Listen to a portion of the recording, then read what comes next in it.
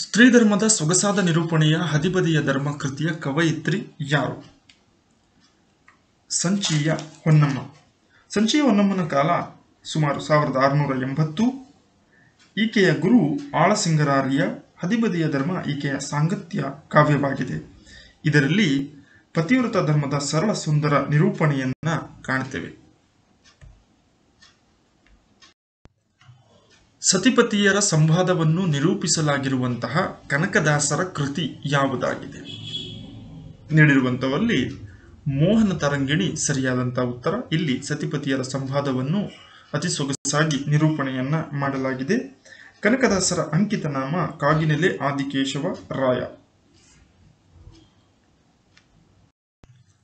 ಚಾಣಕ್ಯನು ನಂದರನ್ನು ನಾಶ ಮಾಡಿ ಚಂದ್ರಗುಪ್ತ ಮೌರ್ಯನನ್ನು ದೊರೆಯನ್ನಾಗಿಸಿದ ಕಥಾವಸ್ತುವುಳ್ಳ ಮುದ್ರಾಮಂಜೂಷ ಕೃತಿಯ ಕರ್ತೃ ಯಾರು? ಮುದ್ರಾಮಂಜೂಷವನ್ನ ರಚನೆ ಮಾಡಿದವನು ಕೆಂಪು ನಾರಾಯಣ. ಇದರಲ್ಲಿ ಚಾಣಕ್ಯನು ನಂದರನ್ನು ನಾಶ ಮಾಡಿ ಚಂದ್ರಗುಪ್ತ ಮೌರ್ಯನನ್ನು ದೊರೆಯಾಗಿಸಿದಂತಹ ಕಥಾವಸ್ತುವನ್ನ ಇದು ಒಳಗೊಂಡಿದೆ. ಬಾಲ ಸಾಹಿತ್ಯ ಮಂಡಳಿ ಎಂಬ ಮಕ್ಕಳ ಸಂಸ್ಥೆಯನ್ನು ಸ್ಥಾಪಿಸಿದ ಕವಿ ಯಾರು? ಪಂಜೆ ಮಂಗೇಶರಾಯರು. ಕವಿಶಿಷ್ಯ ಎಂದೇ ಖ್ಯಾತಿಯನ್ನು ಪಡೆದಂಥ ಇವರು ದಕ್ಷಿಣ ಕನ್ನಡ ಜಿಲ್ಲೆಯ ಬಂಟ್ವಾಳದಲ್ಲಿ ಜನಿಸ್ತಾರೆ. ಕೋಟಿ ಚೆನ್ನಯ್ಯ, ಪಂಜೆಯವರ ಕಥೆಗಳು, ಹುತ್ತರಿಯ ಹಾಡು ಪ್ರಮುಖ ಕೃತಿಗಳಾಗಿದ್ದು ರಾಯಚೂರಿನಲ್ಲಿ ನಡೆದಂತಹ 1934ರ ಸಾಹಿತ್ಯ ಸಮ್ಮೇಳನದ ಅಧ್ಯಕ್ಷರಾಗಿದ್ದರು. ಮಂಗಳೂರಿನಲ್ಲಿ ಮಕ್ಕಳಿಗಾಗಿ ಬಾಲ ಸಾಹಿತ್ಯ ಮಂಡಳಿ ಎಂಬ ಸಂಸ್ಥೆಯನ್ನ ಸ್ಥಾಪಿಸಿದ್ದರು. ಸ್ವತಂತ್ರ ಭಾರತದ ಮಂತ್ರಿಮಂಡಲದಲ್ಲಿ ಪ್ರಥಮ ಶಿಕ್ಷಣ ಮಂತ್ರಿ ಯಾರು? ಇದಕ್ಕೆ ಸರಿ ಉತ್ತರ ಮೌಲಾನಾ ಅಬ್ದುಲ್ ಕಲಾಂ ಆಜಾದ್. ಇವರ ಹುಟ್ಟುಹಬ್ಬವನ್ನು ರಾಷ್ಟ್ರೀಯ ಶಿಕ್ಷಣ ದಿನ ಅಂತಲೂ ಕೂಡ ಆಚರಿಸುವುದನ್ನು ನಾವು ಗಮನಿಸಬಹುದು. ಇವರು ಸ್ವತಂತ್ರ ಭಾರತದ ಮೊದಲ ಕ್ಯಾಬಿನೆಟ್ನಲ್ಲಿ ಶಿಕ್ಷಣ ಸಚಿವರಾಗಿ ಕಾರ್ಯವನ್ನು ನಿರ್ವಹಿಸಿದ್ದರು.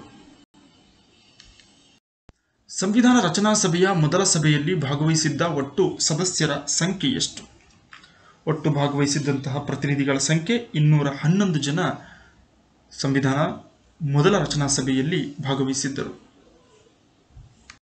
ಸಂವಿಧಾನ ರಚನೆಗೆ ಸಂಬಂಧಿಸಿದಂತೆ ನಡೆದ ಪ್ರಥಮ ಸಭೆಯ ಹಂಗಾಮಿ ಅಧ್ಯಕ್ಷರು ಯಾರಾಗಿದ್ದರು?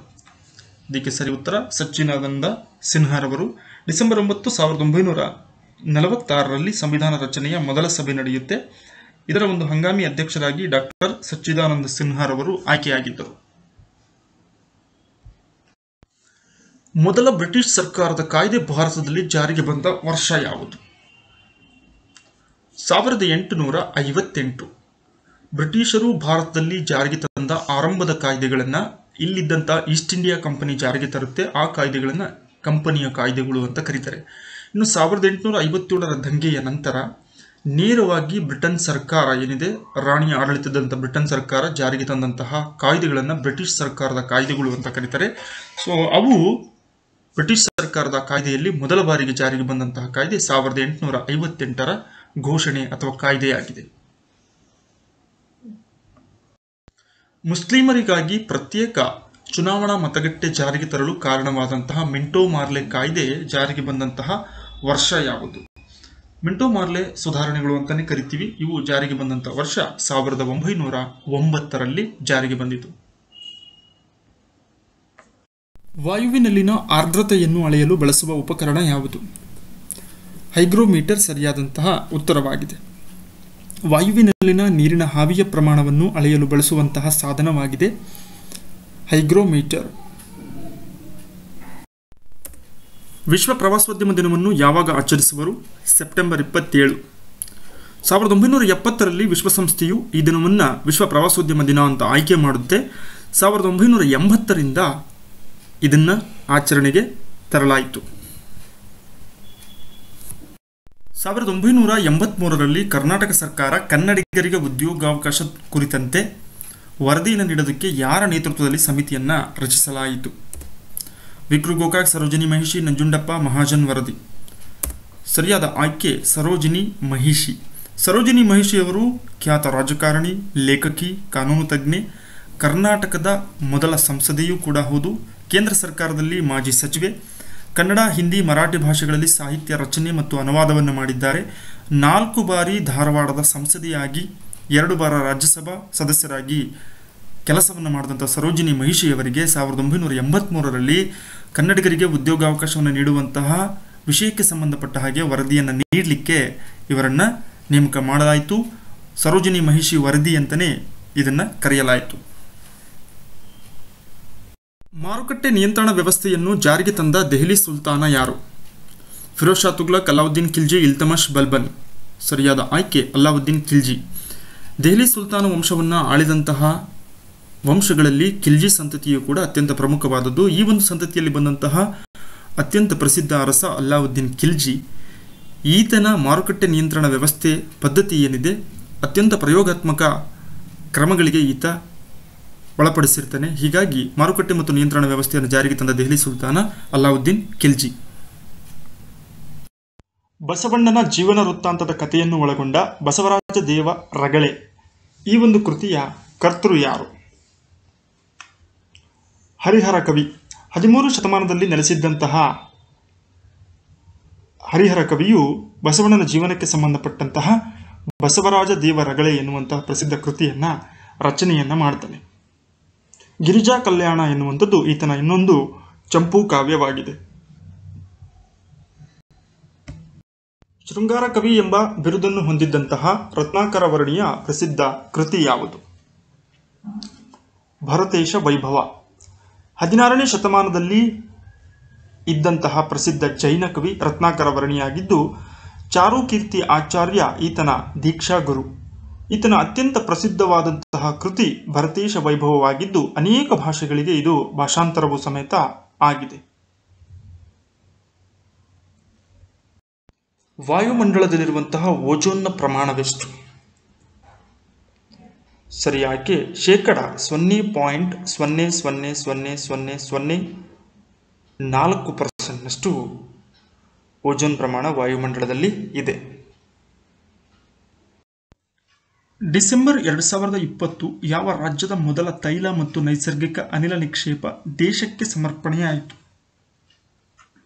ಪಶ್ಚಿಮ ಬಂಗಾಳ ರಾಜ್ಯದಲ್ಲಿ. ಕೇಂದ್ರ ಪೆಟ್ರೋಲಿಯಂ, ನೈಸರ್ಗಿಕ ಅನಿಲ ಮತ್ತು ಉಕ್ಕು ಸಚಿವರಾದಂತಹ ಧರ್ಮೇಂದ್ರ ಪ್ರಧಾನ್ ರವರು ಮಹಾನದಿ ಬಂಗಾಳ ಅಂಡಮಾನ್ ಜಲಾನಯನ ಪ್ರದೇಶದ ವ್ಯಾಪ್ತಿಗೆ ಒಳಪಡುವಂತಹ ಅಶೋಕನಗರ ಪೆಟ್ರೋಲಿಯಂ ಗಣಿಯನ್ನು ದೇಶಕ್ಕೆ ಸಮರ್ಪಣೆ ಮಾಡಿದರು. ಇದಕ್ಕೆ ಹೆಸರು ಬೆಂಗಾಲ್ ಬೇಸಿನ್ ಅಂತ ಇಡಲಾಗಿದೆ. ಈ ಮೂಲಕ ಪಶ್ಚಿಮ ಬಂಗಾಳ ರಾಜ್ಯದ ಮೊದಲ ತೈಲ ಮತ್ತು ನೈಸರ್ಗಿಕ ಅನಿಲ ನಿಕ್ಷೇಪವಾಗಿದೆ. ಡಿಸೆಂಬರ್ 2020ರಲ್ಲಿ ಲೋಕಾರ್ಪಣೆಗೊಂಡ project 17 A stealth frigate Himagiri ಎಂಬುದು ಏನು? ಯುದ್ಧ ಹಡಗಿನ ಹೆಸರಾಗಿದೆ. ಪ್ರಾಜೆಕ್ಟ್ 17 ಸ್ಟೆಲ್ತ್ ಫ್ರಿಗೇಟ್ ಹಿಮಗಿರಿ ಯುದ್ಧ ಹಡಗು ಕೋಲ್ಕತ್ತಾದಲ್ಲಿ ದೇಶಕ್ಕೆ ಸಮರ್ಪಣೆ ಮಾಡಲಾಯಿತು. ಇದು ಅತ್ಯಾಧುನಿಕ ತಂತ್ರಜ್ಞಾನದಲ್ಲಿ ನಿರ್ಮಾಣಗೊಂಡ ಗೈಡೆಡ್ ಮಿಸೈಲ್ ಫ್ರಿಗೇಟ್ ಆಗಿದ್ದು ವಿಭಿನ್ನ ಬಗೆಯ ಅಸ್ತ್ರಗಳು ಮತ್ತು ಸೆನ್ಸಾರ್ ವ್ಯವಸ್ಥೆಗಳನ್ನು ಇದು ಒಳಗೊಂಡಿದೆ. ಭಾರತದ ಮೊದಲ ರಾಜ್ಯಸಭೆ ಜಾರಿಗೆ ಬಂದ ವರ್ಷ ಯಾವುದು? ಅಂದರೆ ರಾಜ್ಯಸಭೆ ಮೊಟ್ಟ ಮೊದಲ ಬಾರಿಗೆ ಜಾರಿಗೆ ಬಂದಿದ್ದು ಭಾರತದಲ್ಲಿ ಯಾವಾಗ? ಏಪ್ರಿಲ್ 3, 1952ರಲ್ಲಿ ಭಾರತದಲ್ಲಿ ಮೊದಲಿಗೆ ರಾಜ್ಯಸಭೆ ಅಸ್ತಿತ್ವಕ್ಕೆ ಬರುತ್ತೆ. ಆದರೆ ಸದನದ ಕಲಾಪ ಫಸ್ಟ್ ಸಿಟ್ಟಿಂಗ್ ನಡೆದಿದ್ದು 13 ಮೇ 1952ರಲ್ಲಿ. ಲೋಕಸಭೆಯ ಮೊದಲ ಉಪಸ್ಪೀಕರ್ ಯಾರು? ಡೆಪ್ಯೂಟಿ ಸ್ಪೀಕರ್ ಅಂತ ಕರಿತೀವಿ. ಎಂ.ಎ. ಅಯ್ಯಂಗಾರ್. ಎಂ ಅನಂತಶಯನಂ ಅಯ್ಯಂಗಾರ್ ರವರು ಭಾರತದ ಮೊದಲ ಡೆಪ್ಯೂಟಿ ಸ್ಪೀಕರ್. 1952ರಿಂದ 1956ರವರೆಗೆ ಇವರು ಸ್ಪೀಕರ್ ಆಗಿ ಕರ್ತವ್ಯವನ್ನು ನಿರ್ವಹಿಸಿರ್ತಾರೆ. ಪ್ರಸ್ತುತ 17ನೇ ಲೋಕಸಭೆಯ ಸ್ಪೀಕರ್ ಓಂ ಬಿರ್ಲಾ ಆಗಿದ್ದಾರೆ. ಈ ಕೆಳಗಿನ ಯಾವ ನ್ಯಾಯಮೂರ್ತಿಗಳನ್ನು ಭಾರತದಲ್ಲಿ ಮೊದಲ ಬಾರಿಗೆ ಮಹಾಭಿಯೋಗ ಪ್ರಕ್ರಿಯೆಗೆ ಒಳಪಡಿಸಲಾಯಿತು? ಸರಿಯಾದಂಥ ಉತ್ತರ ವಿ ರಾಮಸ್ವಾಮಿ. ವೀರಸ್ವಾಮಿ ರಾಮಸ್ವಾಮಿ ಎನ್ನುವಂತಹ ಸುಪ್ರೀಂ ಕೋರ್ಟ್ನ ಮುಖ್ಯ ನ್ಯಾಯಮೂರ್ತಿಗಳನ್ನು ಮೊದಲ ಬಾರಿಗೆ ಭಾರತದಲ್ಲಿ ಮಹಾಭಿಯೋಗ ಪ್ರಕ್ರಿಯೆಗೆ ಒಳಪಡಿಸಲಾಯಿತು. ಅಂದರೆ ಸುಪ್ರೀಂ ಕೋರ್ಟ್ನ ಜಡ್ಜ್ಗಳನ್ನು ವಜಾ ಮಾಡುವಂಥ ಪ್ರಕ್ರಿಯೆಯನ್ನು ಮಹಾಭಿಯೋಗ ಅಂತ ಕರಿತೀವಿ. ಅವರ ನಂತರ ಕಲ್ಕತ್ತಾ ಹೈಕೋರ್ಟ್ನ ಸೌಮಿತ್ರ ಸೇನ್ ರವರನ್ನ 2011ರಲ್ಲೂ ಸಮೇತ ಮಹಾಭಿಯೋಗಗೊಳಿಸಲಾಯಿತು. ಕಂಟ್ರೋಲರ್ ಮತ್ತು ಆಡಿಟರ್ ಜನರಲ್ ರವರನ್ನು CAG ರಾಷ್ಟ್ರಪತಿಗಳು ನೇಮಕ ಮಾಡುವರು. ಈ ಪ್ರಕ್ರಿಯೆಯ ಬಗ್ಗೆ ಮಾಹಿತಿ ನೀಡುವ ಸಂವಿಧಾನದ ವಿಧಿ ಯಾವುದು?